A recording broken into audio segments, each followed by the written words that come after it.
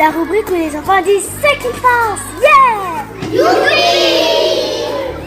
La question d'aujourd'hui, c'est qu'est-ce que la maîtrise de soi pour toi? Pour moi, la maîtrise de soi, ce que l'on fait, c'est utile. La maîtrise de soi, pour moi, c'est de nous contrôler. Je sais pas. La maîtrise de soi, c'est quand tu dois te maîtriser. Quand tu t'énerves, tu dois te maîtriser. La maîtrise de soi, c'est se maîtriser dans les disputes, dans les moments difficiles, qu'il faut pas s'emporter dans la colère. Parce qu'on est énervé mais qu'on veut pas faire de mal aux gens, alors il faut rester calme. Il ne faut pas blesser les gens. Merci pour vos réponses, les enfants. La maîtrise de soi, c'est le contrôle de soi-même, de ses émotions, de ses pulsions. Donc, se maîtriser veut dire être capable de se contrôler. En général, il est plus facile de contrôler les autres, les objets, le temps, mais il est plus difficile de se maîtriser soi-même. Maîtriser ses paroles, maîtriser ses colères, maîtriser ses envies. Cela peut créer des problèmes pour nous-mêmes, mais aussi pour nos relations avec les autres. Notre vie est comme un arbre sur lequel Dieu veut que nous développions le fruit de l'esprit. La Bible déclare dans Galates chapitre 5 verset 22. Mais le fruit de l'esprit est amour, joie, paix, patience, bonté, bienveillance, fidélité, douceur, maîtrise de soi. Dieu nous enseigne sur l'importance de mesurer nos paroles. Il est écrit dans Proverbes chapitre 13 verset 3. Celui qui veille sur sa bouche se garde lui-même, mais celui qui ouvre de grandes lèvres court à sa perte. La Bible ajoute encore dans Proverbes chapitre 19 verset 11. Les gens intelligents ne se mettent pas en colère facilement, et leur honneur, c'est d'oublier le mal qu'on leur fait. Celui ou celle qui ne peut se contrôler, se discipliner, est particulièrement fragile, faible, comme il est dit dans Proverbes chapitre 25, verset 28. Une personne qui ne domine pas sa colère est comme une ville ouverte sans mur de défense. Il nous faut aussi apprendre à contrôler notre humeur, comme le demande la parole de Dieu dans 2 Pierre chapitre 1, verset 6. Connaissez ce que Dieu veut et en même temps, soyez maître de vous-même. Soyez maître de vous-même et en même temps, soyez patient. Soyez patient et en même temps, fidèle à Dieu. Tout le long de leur vie, enfants et adultes doivent apprendre à se maîtriser. Cela est difficile à cause des mauvaises habitudes, mais essentiel pour vivre une vie épanouie et heureuse. Pour nous aider, Dieu nous demande de maîtriser d'abord nos pensées, car elles sont la source de nos paroles et de notre comportement. Plus je laisse Dieu contrôler ma vie, plus il me donne le contrôle sur moi-même par le Saint-Esprit. Car il est écrit dans Proverbes chapitre 3, verset 5, « Confie-toi en l'Éternel de tout ton cœur et ne t'appuie pas sur ton intelligence. »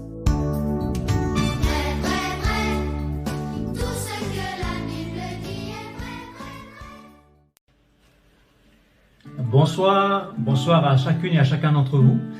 Alors avec la petite famille ce soir, on est vraiment heureux d'être là pour chanter des cantiques et être également au contact de la bonne parole du Seigneur.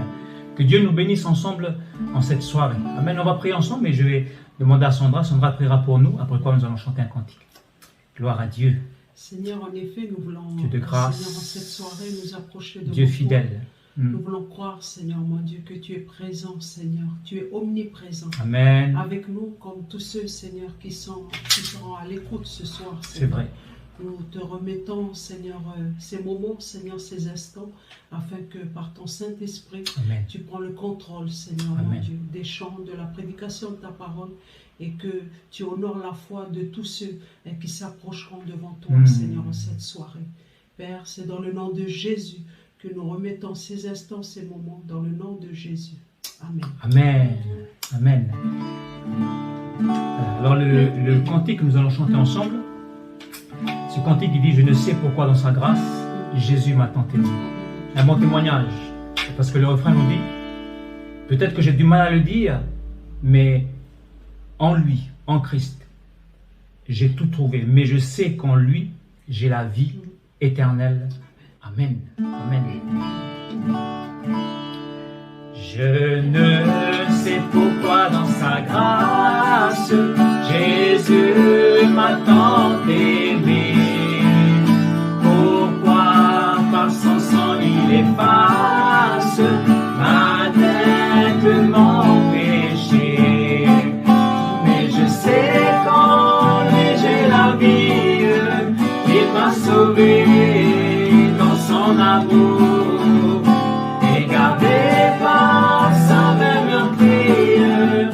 J'attends l'heure de son retour.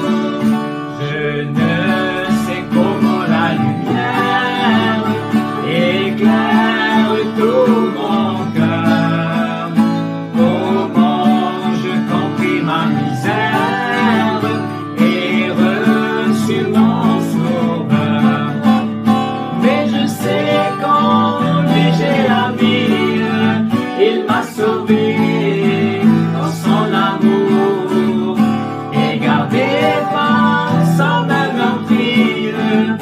J'attends l'heure de son retour.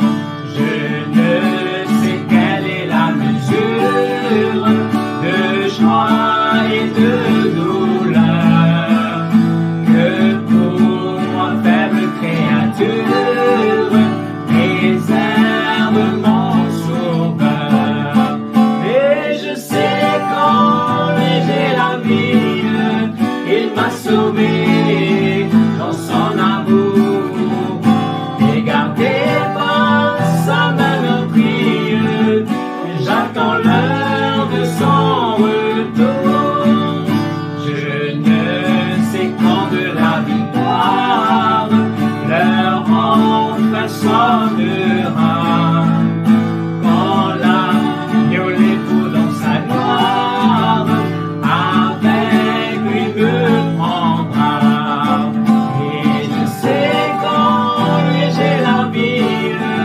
Il m'a sauvé dans son amour et gardé par sa main meurtrière. J'attends l'heure de son retour. Mais je sais qu'en lui j'ai la vie. Il m'a sauvé dans son amour et gardé par sa main meurtrière. J'attends l'heure de son retour. Amen. Je sais qu'en Christ, j'ai la vie. Que Dieu nous bénisse ensemble autour de la bonne parole du Seigneur. Gloire à Dieu. Voilà, alors nous pouvons encore ce soir remercier le Seigneur pour ce privilège qu'il nous donne d'être ensemble, pouvoir chanter des cantiques à son honneur, mais également être au contact de sa parole. Parce que sa parole est une parole esprit et vie, une parole bénie, une parole qui apporte guérison, bénédiction, réconfort, une parole qui apporte la solution et une parole qui nous amène à comprendre ce Dieu grand, ce Dieu bon, ce Dieu majestueux et miséricordieux. Amen. Alors, le thème pour ce soir, c'est, pour chacune et chacun d'entre nous, considérer la bonté de l'Éternel. Amen. Considérer la bonté de l'Éternel. Lorsqu'on parle de considérer, c'est à un moment donné s'arrêter et observer la bonté de l'Éternel. À un moment donné s'arrêter et examiner ce que Dieu est, ce que Dieu a fait pour chacune et chacun d'entre nous. À un moment donné, il est bon de s'arrêter, regarder un peu en arrière, si on peut le faire, regarder un peu en arrière et considérer combien Dieu a été bon, combien Dieu a été miséricordieux, combien Dieu est le Dieu qui n'a pas changé. Alors s'il n'a pas changé, c'est que sa bonté nous rappelle et nous ramène à comprendre que sa bonté nous rappelle et nous ramène à comprendre que aujourd'hui, par sa grâce, nous pouvons encore vivre les bénédictions de Dieu, nous pouvons encore vivre les grâces et la miséricorde de Dieu en la personne de Jésus-Christ de Nazareth. Amen. Et pour cela, nous allons ensemble lire dans le psaume 107. Le psaume 107, le verset 1, nous dit ainsi: « Louez l'Éternel, car il est bon, car sa miséricorde durera toujours. Qu'ainsi disent les rachetés de l'Éternel, ceux qu'il a délivrés de la main de l'ennemi, et qu'il a rassemblés de tous les pays, de l'Orient et de l'Occident, du Nord et de la mer. » Amen. Louez l'Éternel, car il est bon, car sa miséricorde durera toujours. Qu'ainsi disent les rachetés de l'Éternel, ceux qu'il a délivrés de la main de l'ennemi. Amen. Et je crois que pour vous et moi, nous pouvons encore ce soir proclamer, acclamer et louer l'Éternel pour sa miséricorde à notre égard.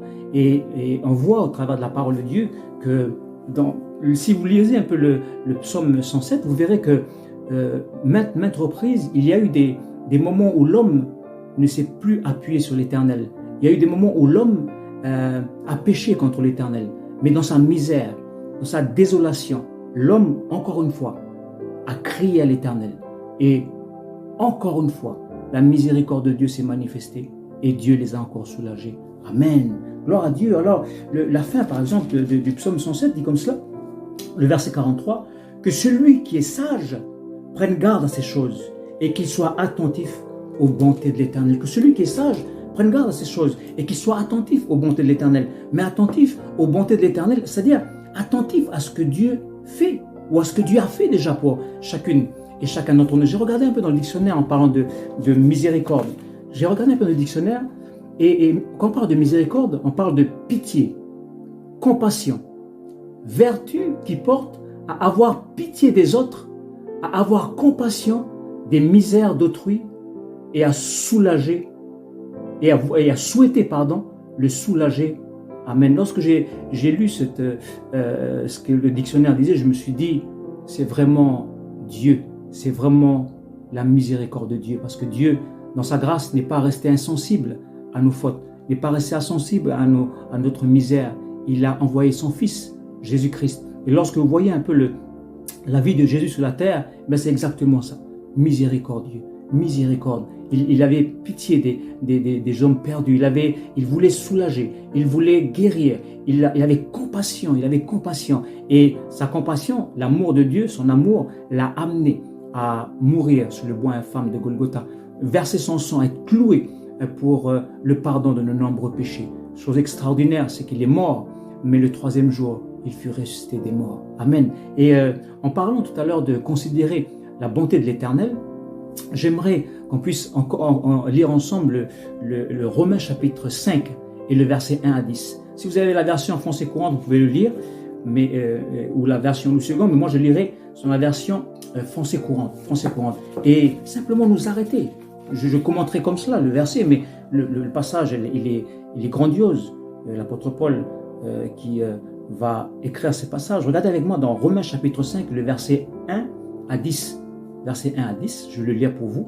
Et là, on voit encore l'amour de Dieu, la grâce de Dieu à l'égard de chacune et de chacun d'entre nous, et à l'égard des pécheurs, à l'égard de celui qui est encore loin du Seigneur, qui puisse comprendre qui puisse comprendre que Dieu l'a tant aimé, que Dieu l'aime encore aujourd'hui, qu'il y a plus de 2000 ans de cela, il a accompli déjà la croix du Calvaire pour le salut de ton âme, pour la guérison de ton corps, pour ta bénédiction et ta paix.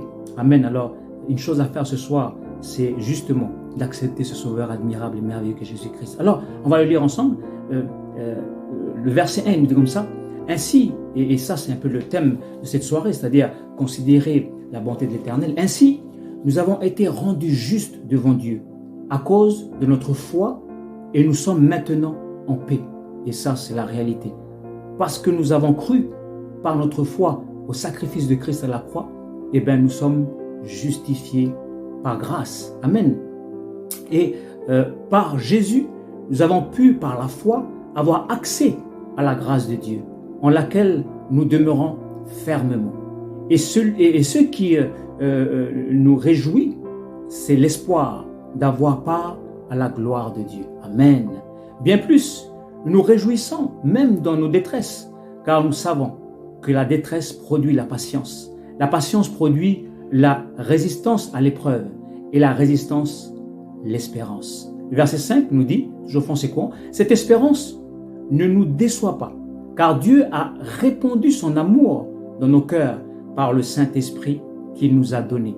En effet, quand nous étions encore incapables de nous en sortir, le Christ est mort pour les pécheurs au moment fixé par Dieu, alors que c'était impossible pour nous, alors que nous étions encore pécheurs. Eh bien, Jésus-Christ, Dieu avait déjà donné son Fils.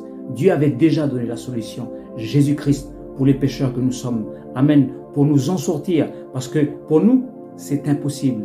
On est incapable. Mais lui rend possible les choses. Jésus-Christ. Amen. C'est difficilement qu'on accepterait de mourir pour un homme droit. Quelqu'un aurait peut-être le courage de mourir pour un homme de bien. Mais Dieu nous a prouvé à quel point il nous aime. C'est vrai. Le Christ est mort pour nous alors que nous étions encore pécheurs. Par son sacrifice, nous sommes maintenant rendus justes devant Dieu. À plus forte raison, serons-nous sauvés par lui de la colère de Dieu.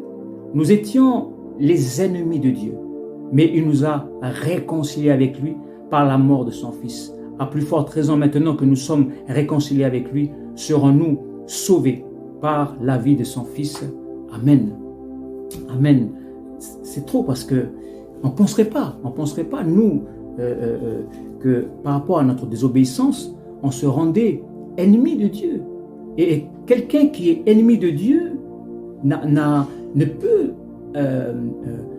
avoir accès aux richesses de Dieu, à la bénédiction de Dieu, à la grâce de Dieu. Quelqu'un qui est ennemi de Dieu ne peut pas prétendre la vie éternelle avec Dieu.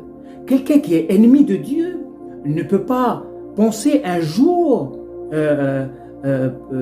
entrer dans la gloire de Dieu et vivre pleinement l'éternité dans le paradis, dans la terre promise que Dieu a promis à ses rachetés. Non, un ennemi, c'est pas possible. Mais chose extraordinaire, c'est que alors que nous étions encore ennemis de Dieu, eh bien, Christ nous a réconciliés avec Dieu. Et aujourd'hui, ce que je puis dire par la foi, parce que c'est la foi en la parole de Dieu, c'est que moi qui étais ennemi de Dieu, eh bien aujourd'hui, par la foi au sacrifice de Christ, par la foi au Sauveur Jésus, j'ai été réconcilié avec Dieu. Oh, c'est pas magnifique ça. C'est même pas moi qui a cherché à... Non, c'est Dieu dans son amour. Qui a attristé Dieu? Qui a attristé Dieu? C'est l'homme qui a attristé Dieu. Dieu n'a pas attristé l'homme. Mais même si l'homme a attristé Dieu, eh bien, Dieu a décidé de venir au secours de l'homme. La miséricorde de Dieu. Dieu aurait pu rester sur son trône alors qu'Adam et Ève ont péché, alors que le péché a abondé dans le monde. Il aurait pu rester sur son trône et laisser comme cela, en attendant sa colère divine se manifester. Mais il ne va pas le faire. Qu'est-ce qu'il va faire? Il va donner une solution à l'homme. Il va donner la solution à l'homme qui est ennemi avec Dieu, de pouvoir se réconcilier avec lui. C'est magnifique. Et ce soir, tu peux te réconcilier avec Christ. Tu peux te réconcilier avec Dieu. Tu peux pouvoir prétendre maintenant, en te réconciliant avec Dieu. Et ce qui est merveilleux, c'est que lorsqu'on accepte Christ, eh ben, on devient enfant de Dieu. Et quand on devient enfant de Dieu, eh ben, un enfant, il devient bénéficiaire des grâces et des bontés de son Père. Alors, Dieu est notre Père. Nous sommes ses enfants. Alors, les richesses de la parole de Dieu deviennent notre bénédiction. La grâce de Dieu devient la bénédiction. Et l'espérance que nous avons, c'est que si on venait à mourir, eh bien, chose extraordinaire, par Christ, notre nom est inscrit dans le livre de vie de l'agneau. Et un jour, nous serons dans la présence de Dieu pour l'éternité. Des choses extraordinaires qui nous attendent. Alors, j'aimerais vous encourager ce soir, chers amis. Si vous n'avez pas fait l'expérience de la nouvelle naissance, si vous n'avez pas fait l'expérience si vous sentez que si vous avez appris peut-être ce soir que par cette position de désobéissance, vous êtes ennemi de Dieu. Et ça doit nous interpeller. Ennemi de Dieu. Je ne pensais pas que cette situation m'amenait à être ennemi de Dieu. Non, c'est pas ce que je veux. Alors, j'aimerais que vous compreniez une chose ce soir. Christ est la solution pour vous réconcilier avec Dieu. Alors, faites le choix ce soir. Faites le choix d'accepter Jésus-Christ dans votre cœur pour être réconcilié avec Dieu le Père, avec ce Sauveur admirable. J'aimerais lire aussi le verset 18 à 19 avant de terminer. Et peut-être à la maison, si vous voulez lire tout le chapitre, ce serait bien de le faire. Romains chapitre 5. Alors, le verset 18 à 19, c'est beau parce qu'il parle d'Adam qui a désobéi par un seul homme. Le péché est entré dans le monde, mais par un seul homme aussi, la grâce et l'amour de Dieu est entré dans le monde. Alors, le verset 18 à 19 nous dit comme cela. Ainsi, la faute d'un seul être, Adam, a entraîné la condamnation de tous les humains. De même, l'œuvre juste d'un seul, Jésus-Christ, libère tous les humains du jugement et les fait vivre. Par la désobéissance d'un seul, une multitude de gens sont tombés dans le péché. De même, par l'obéissance d'un seul, une multitude de gens sont rendus justes aux yeux de Dieu. Alléluia! Alléluia! Et je dis Amen.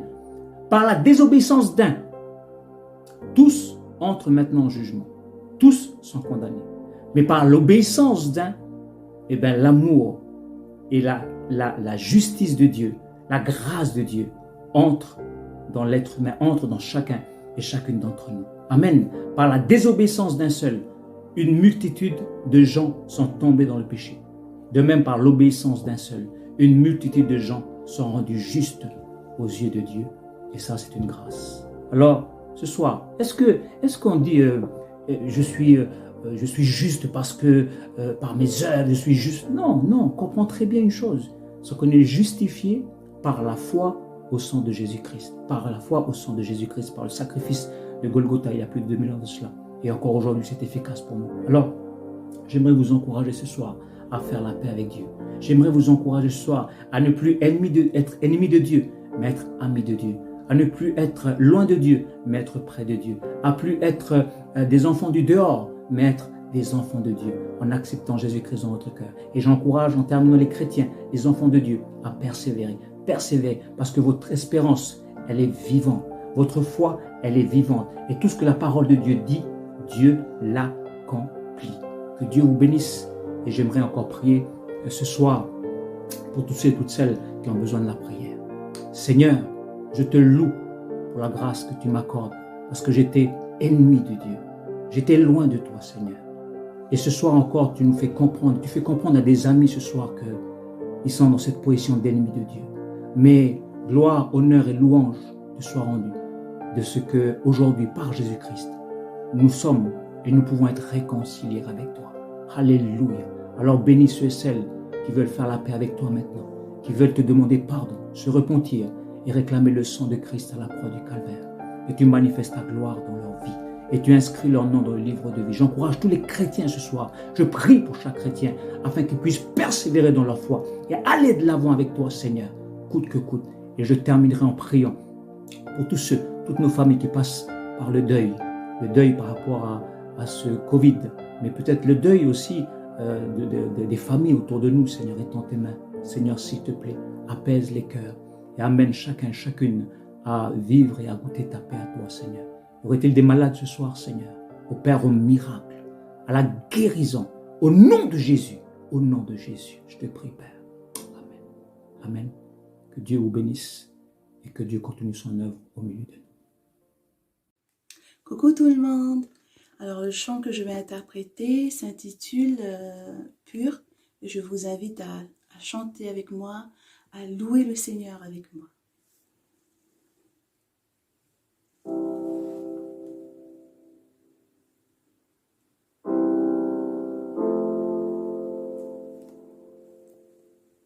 Ton sang si précieux m'a pardonné. Blanc, oui, plus blanc que la neige. Tu fais battre en retraite mon péché, ma honte. Et par cette alliance, tu me restaures. Donc je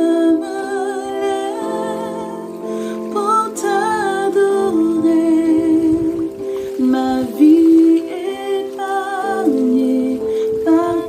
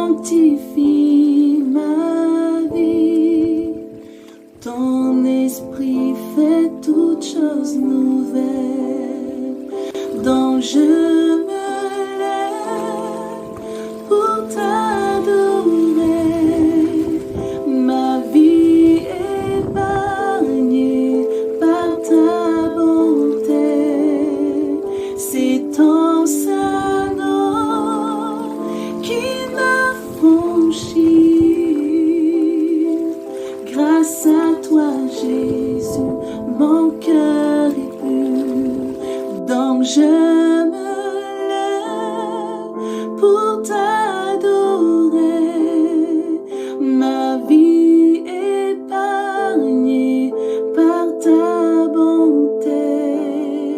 C'est ton saint nom qui m'a franchi.